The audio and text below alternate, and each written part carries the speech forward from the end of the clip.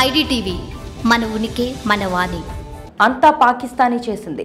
బైన్స్నర్ లోయలో ఉగ్రదాడి వెనుక ఖచ్చితంగా పాకిస్తానే ఉంది. ఈ విషయంలో స్పష్టమైన ఆధారాలు వెలుగు చూశాయి. తమకు సంబంధం లేదని బుకాయిస్తున్న పాక్ వైఖరిని ఈ ఆధారాలు బట్టబయలు చేస్తున్నాయి. భారత్పై నిలువెల్లా విషం కక్కుతున్న తీరును ఆ ఆధారాలు తెలియజేస్తున్నాయి. ప్రపంచ దేశాల ముందు పాక్ను దోషిగా నిలబెడుతున్నాయి. భారతదేశం చెప్తున్నదంతా వాస్తవేనని అంతా అంగీకరించేలా చేస్తున్నాయి.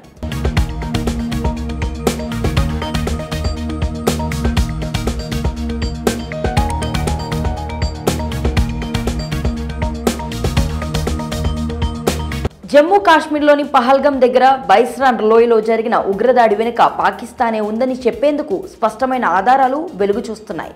ఢిల్లీలోని పాక్ హై కమిషనర్ కార్యాలయం దగ్గర జరిగిన ఓ ఘటన ఈ దిశగా బలమైన సంకేతాలను ఇస్తుంది.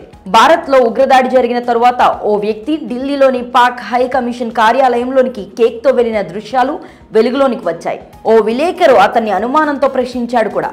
ఏ సంబరాలు చేసుకునేందుకు కేక్ తీసుకువెళ్తున్నారు? అసలు కేక్ తీసుకువెళ్లాల్సిన సందర్భం ఏంటి?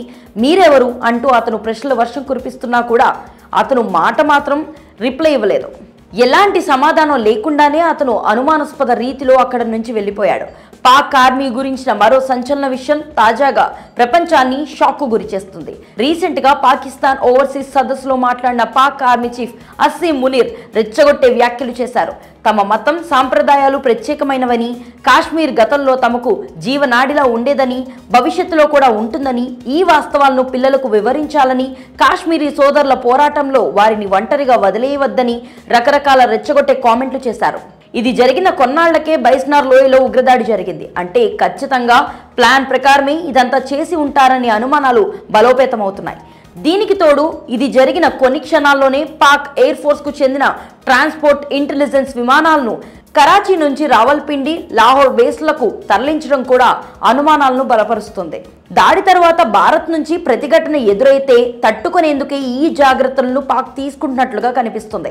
పాకిస్తాన్ కు చెందిన వాళ్ళు కూడా పాక్ నే తప్పుపడడం, ఈ విషయంపై పాక్ ప్రభుత్వ పెద్దలు సైలెంట్ గా ఉండడం చూస్తుంటే మౌనం అర్ధాంగీకారం అన్న మాట గుర్తుకు వస్తుంది. కాశ్మీర్లో అంతా భయంకరమైన ఉగ్రదాడి జరిగితే పాక్ కనీసం ఒక్క ఊరడింపు మాట కూడా మాట్లాడకపోవడం ఏంటని ఆ దేశానికి చెందిన మాజీ క్రికెటర్ డానిష్ కనేరియా తప్పుపడుతున్నారు. ఉగ్రవాదులకు ఆశ్రయం ఇచ్చి ప్రోత్సహించేది పాక్నే కాబట్టి ఈ ఘటనపై సిగ్గుపడాలి అంటూ తీవ్ర స్థాయిలో కామెంట్ చేశారు. కనేరియా చేసిన కామెంట్లపై కూడా పాక్ ప్రభుత్వం నుంచి ఎలాంటి స్పందన లేకపోవడాన్ని అంత సీరియస్గా తీసుకుంటున్నారు.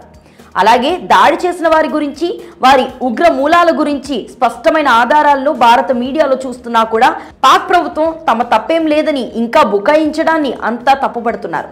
ఖచ్చితంగా ఈ ఘటన వెనుక పాక్నే ఉంది అని, ఆ విషయం ఇప్పుడు కానున్నా అతి త్వరలోనే బయటపడడం ఖాయమని, బైన్స్నర్ లోయలో ఉగ్రదాడికి పాక్ తగిన మూల్యం చెల్లించాల్సి వస్తుందని భారతీయులు మాట్లాడుకుంటున్నారు. మరి ఈ విషయంపై మీ అభిప్రాయాన్ని కామెంట్ సెక్షన్లో తెలియజేయండి. స్టోరీ లైక్ చేసి షేర్ చేయండి. మరిన్ని ఇంట్రెస్టింగ్ అప్డేట్స్ కోసం ఐడిటీవీని సబ్స్క్రైబ్ చేసుకోండి.